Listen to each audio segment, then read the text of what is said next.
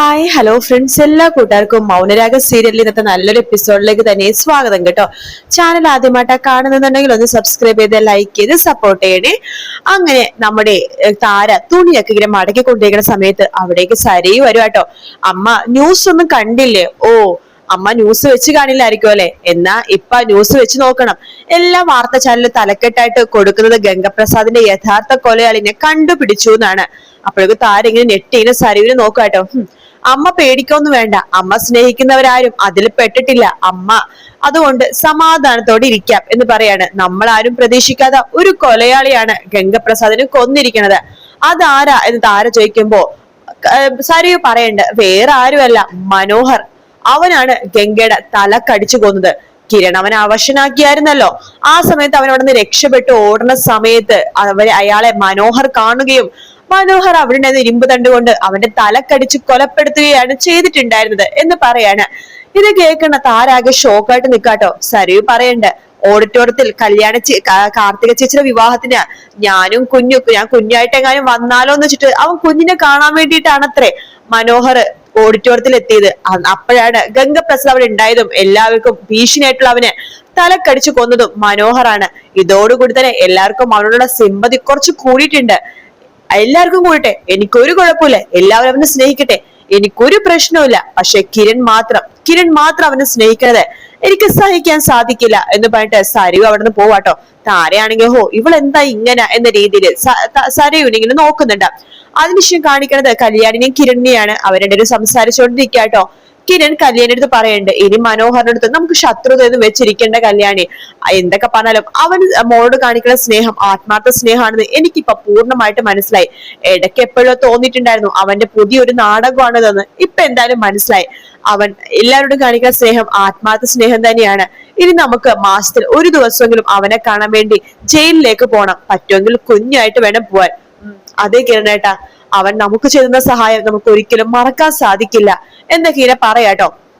ആ സമയത്ത് കിരൺ പറയണ്ടേ, ഇനി ജയിലിൽ ഒരാള് കൂടി കിടപ്പുണ്ട്, നിന്റെ ആങ്ങളാന്ന് പറഞ്ഞ ഒരുത്തൻ, അവനും കൂടി ഇല്ലാതായാലേ സമാധാനാവുള്ളൂ. മനോഹറിനെ കണ്ടപ്പോ അവൻ പറയുന്നുണ്ടായിരുന്നു, വിക്രം പുറത്തിറങ്ങിക്കഴിഞ്ഞാൽ ആദ്യത്തെ ടാർഗറ്റ് 2 പെങ്ങളുമാരാണെന്നു. കാരണം കാദംബരിനെ അവനൊന്നും ചെയ്യില്ല, നിന്നെ കാർത്തികനും ചെയ്യുള്ളൂ. അതുകൊണ്ട് നിങ്ങൾ രണ്ടുപേരും കൊല്ലാനായിട്ടായിരിക്കും അവൻ പരോളിൽ ഇറങ്ങണേന്ന്.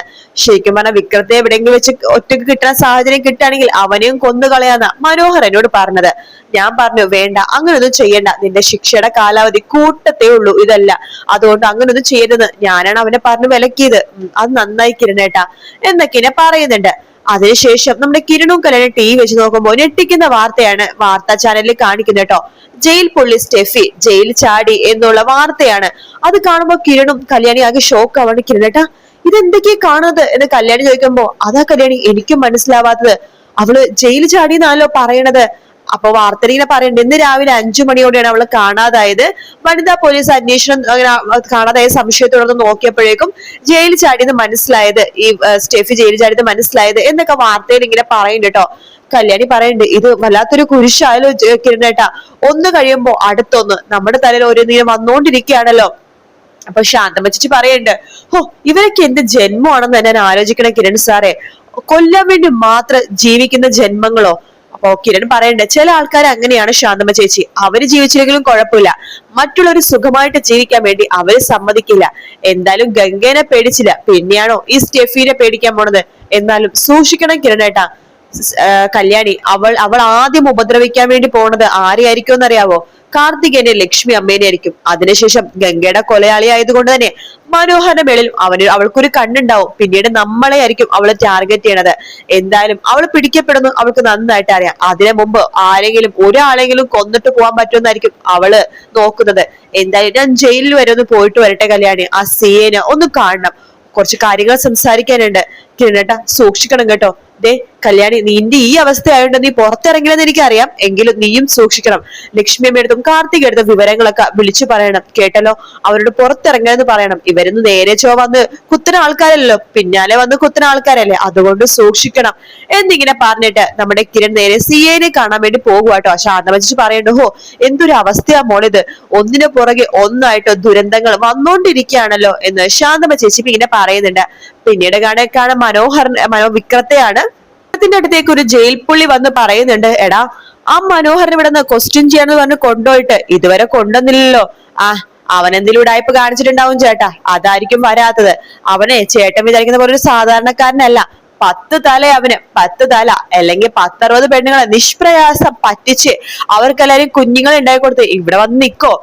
അതൊക്കെ നീ പറഞ്ഞ ശരി തന്നെയാടാ. പക്ഷെ അവനിപ്പോ നല്ല മാറ്റമുണ്ട്. അവന്റെ മനസ്സിലിപ്പോ ആ കുഞ്ഞു മാത്രമേ ഉള്ളൂ. എന്താ കുഞ്ഞിന്റെ പേര്? കൺമണി. ആ കുഞ്ഞു മാത്രമേ ഉള്ളൂടാ. പിന്നെ അവനെ വിശ്വസിക്കാൻ പറ്റുന്നില്ല. ഒരു അവസരം കിട്ടണമെങ്കിൽ ഞാൻ തന്നെ അവനോട് തീർത്ത് കളയും എന്നൊക്കെ പറഞ്ഞുകൊണ്ടിരിക്കെ അവിടേക്ക് വാർഡൻ വരുവാട്ടോ. എടാ, നിങ്ങളൊക്കെ പുതിയ വിശേഷം അറിഞ്ഞോ എന്ന് ചോദിക്കാണ്. എന്താ സാറേ, ഇന്ന് ഞങ്ങൾ ഫുള്ളും ജോലിയിലായിരുന്നല്ലോ, വാർത്തയൊന്നും കണ്ടില്ല. എന്താ സാറേ പുതിയ വിശേഷം? എടാ, ഗംഗപ്രസാദിനെ യഥാർത്ഥ കൊലയാളിനെ തിരിച്ചറിഞ്ഞോ? അപ്പൊ വിക്രം ചോദിക്കണ്ടേ, ആരാ സാറേ, ആരാ ഗംഗേട്ടനെ കൊന്നത്? പറ സാറേ. വേറെ ആരുമല്ല, നിങ്ങളൊന്നും ഒട്ടും പ്രതീക്ഷിക്കാത്ത ആളാണ്, മനോഹർ. വിക്രം ഞെട്ടിപ്പോവാണ്. മനോഹറോ? അവനോ? അതെ, അവൻ തന്നെ. അവനെന്ന് അവിടെ നിന്ന് പരോളില് ലാസ്റ്റ് ദിവസമായിരുന്നല്ലോ ഇവിടെ വന്നത്. ആ ദിവസം തന്നെയാണ് ഗംഗ മരിച്ചതും. അന്ന് പരോള് കഴിഞ്ഞിട്ട് കയറുന്ന സമയത്താണ് ആ കാർത്തികയുടെ വിവാഹം ഉണ്ടായിരുന്നത്. അന്ന് ആ സരയു ആ കുഞ്ഞായിട്ട് വരുമെന്ന് പ്രതീക്ഷയില് അവൻ ഓഡിറ്റോറിയത്തിൽ രാവിലെ തന്നെ ഒളിച്ചു നിൽക്കുന്നുണ്ടായിരുന്നു കുഞ്ഞിനെ കാണാനായിട്ട്. ആ സമയത്താണ് ഗംഗേനെ കണ്ടതും അവന്റെ തല കടിച്ചതും. കാരണം അവന്റെ കുഞ്ഞിപ്പോ സംരക്ഷിക്കുന്നത് കിരണും കല്യാണിയൊക്കെ ആണല്ലോ.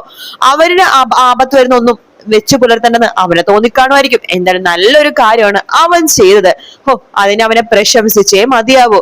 എന്തായാലും ഗംഗ എന്ന് പറഞ്ഞ തലവേദന ഞങ്ങൾ ഒഴിപ്പിച്ചു തന്നല്ലോ അവൻ.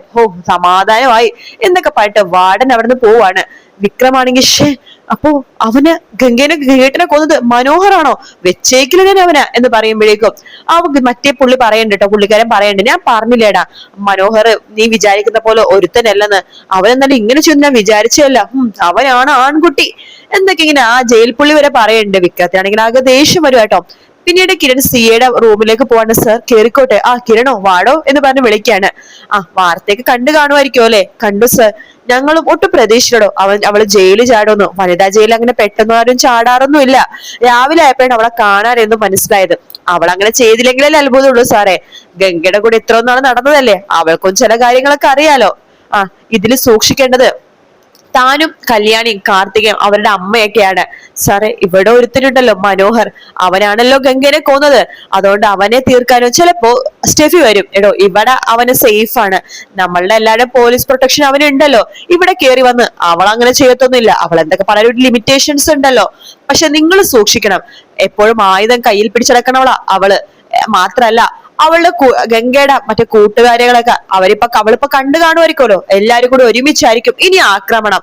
സാറേ, എന്നാലും ഇത് വല്ലാത്തൊരു കാര്യം തന്നെയാണല്ലോ. അതേടോ, ഞാനും അത് ആലോചിക്കണത്. സാറേ, കല്യാണം കഴിഞ്ഞിട്ട് ഞാനും കല്യാണി കുറെ നാളെ സമാധാനത്തിലെ സന്തോഷത്തോടെയാണ് ജീവിച്ചത്.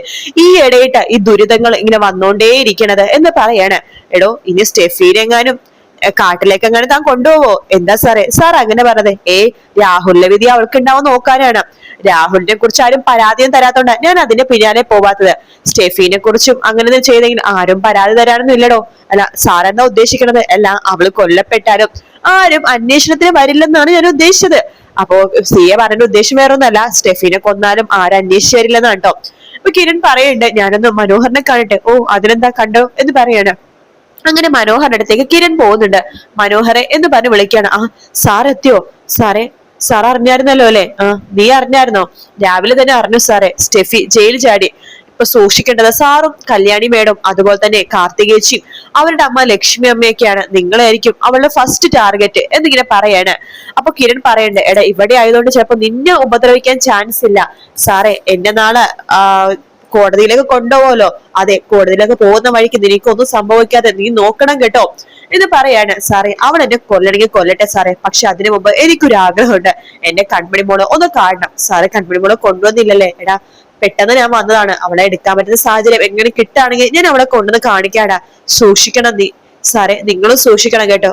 ശരി എന്ന് പറഞ്ഞ് കിരൺ അവിടെ പോകുന്ന ഭാഗത്തോടെയാണ് ഇന്നത്തെ എപ്പിസോഡ് തീരുന്നത് കേട്ടോ.